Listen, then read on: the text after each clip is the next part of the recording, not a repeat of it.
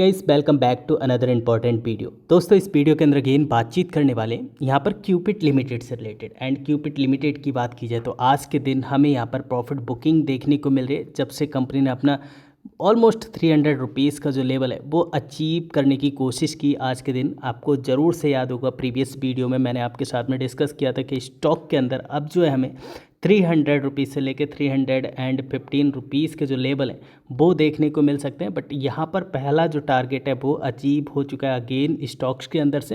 And as of now देखा जाए तो ऊपरी स्तरों से हमें प्रॉफिट बुकिंग देखने को मिल रही है।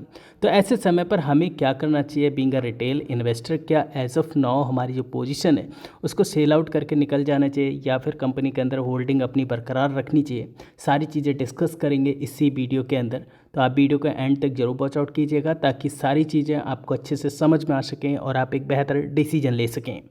तो अभी हम यहाँ पर एनएससी की वेबसाइट पर हैं और स्टॉक के अंदर एज ऑफ नाउ भी हमें 1.5% की जो है वो गिरावट देखने को मिल रही है। स्टॉक अभी भी हमें एएसएम स्टेज 1 में देखने को मिल रहा है जो कि लॉन्ग टर्म की है। और जब तक स्टॉक के अंदर हमें स्ट्रेंथ देखना बाकी मिलेगा तब तक ये स्टॉक जो है वो हमें एएसएम स्टेज 1 के अंदर देखने को मिलेगा। अनटिल स्टॉक के अंदर एक बड़ा कंसोलिडेशन या फिर प्राइस करेक्शन देखने को नहीं मिलेगा, हमें स्टॉक जो है वो एएसएम स्टेज 1 में देखने को मिलेगा, क्योंकि यहाँ पर जो है वो एएसएम स्टेज इसकी लॉन्ग टर्म को दर्शा रही है।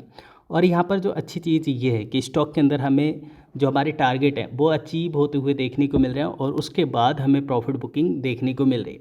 और इस लेवल पर भी जो हमें बायर्स हैं वो कंटिन्यूस यहाँ पर इंक्रीज होते हुए देखने को मिल रहे हैं। और एज ऑफ नाउ भी स्टॉक के अंदर जो है वो 85% बायर देखने को मिल रहे हैं और यहाँ पर 15% जो है वो सेलर्स देखने को मिल रहे हैं।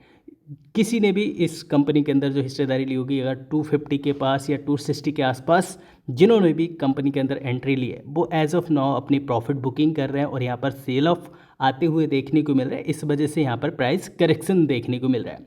और सेम यहाँ पर अगर देखा जाए तो कंपनी की जो पी वैल्यूशन है वो एज ऑफ नाउ यहाँ पर 288 के आसपास जाते हुए देखने को मिले। तो यहाँ पर जो एक प्रॉफिट बुकिंग है वो कंपनी के अंदर ड्यू थी और वो एज ऑफ नाउ हमें आते हुए देखने को मिल रही है। एंड ये प्रॉफिट बुकिंग हमें निचले स्तरों तक कहाँ तक लेके जाएगी इसके बारे में हम ज़रूर से डिस्कस कर लेते हैं। बीइंग अ रिटेल निवेशक हमें ये जानना बेहद ज़रूरी है, क्योंकि किसी भी स्टॉक के अंदर जब वॉलेटिलिटी बढ़ती है तो दिल की धड़कनें जो है वो भी तेज़ होते हुए देखने को मिलती है। निचले स्तरों से कितना अच्छा पुल बैक आते हुए देखने को मिल रहा है आप यहाँ पर देख सकते हैं। स्टॉक ने ऑलमोस्ट यहाँ पर 1% जो है वो रिकवर कर लिया निचले स्तरों से। तो यहाँ पर देखा जाए स्टॉक जो है एज ऑफ नाउ हमें काफ़ी अच्छा एक स्ट्रॉन्ग बुलिश मोमेंटम के अंदर देखने को मिल रहा है, बट ऊपरी स्तरों से छोटी मोटी प्रॉफिट बुकिंग का शिकार होते हुए देखने को मिल रहा है।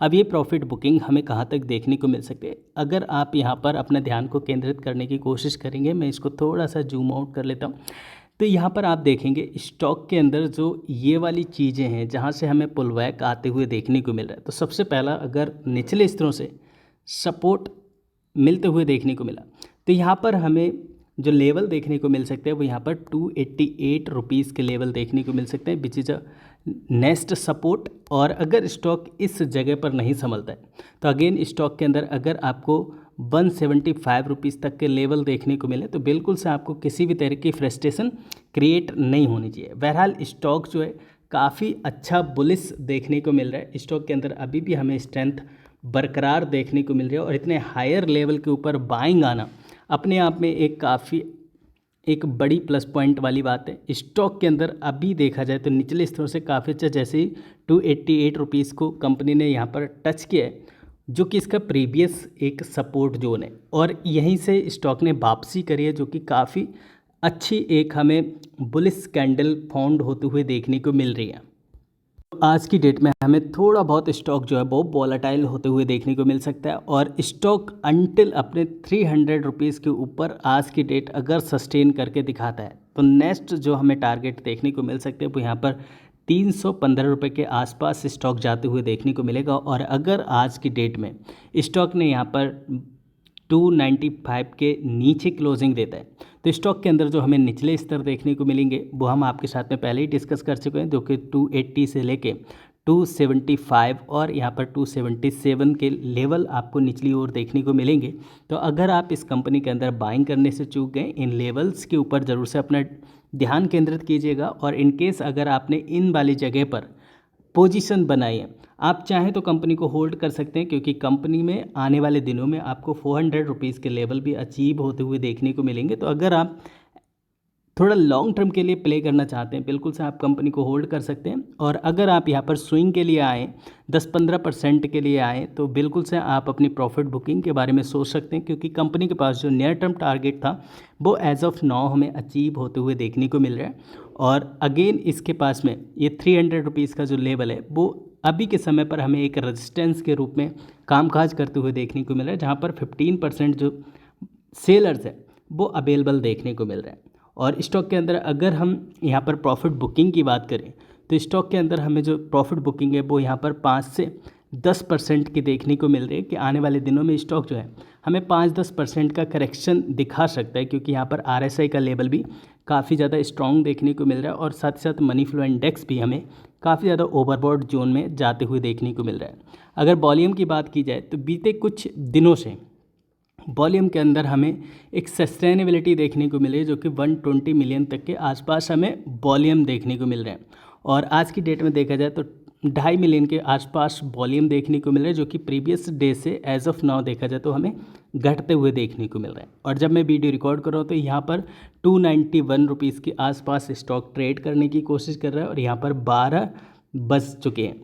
और स्टॉक की बात की जाए तो यहाँ पर काफ़ी ज़्यादा वॉलेटाइल देखने को मिल रहा है। स्टॉक के अंदर हमें बायर्स और सेलर्स के बीच में एक kind of tug of war होते हुए देखने को मिल रहे हैं। जो बायर्स हैं वो यहाँ पर 295 के ऊपर स्टॉक को ले जाने की कोशिश करते हुए देखने को मिल रहे हैं, और जो सेलर्स हैं वो यहाँ पर हमें 290 के आसपास स्टॉक को लाने की कोशिश करते हुए देखने को मिल रहे हैं। अब देखना ये होगा कि एट द एंड स्टॉक हमें कहाँ पर क्लोजिंग लेते हुए देखने को मिलता है। आपको क्या लगता है कि आज के दिन स्टॉक अपने डे हाई के आसपास क्लोजिंग देगा या फिर अपने डे लो के आसपास क्लोजिंग देगा?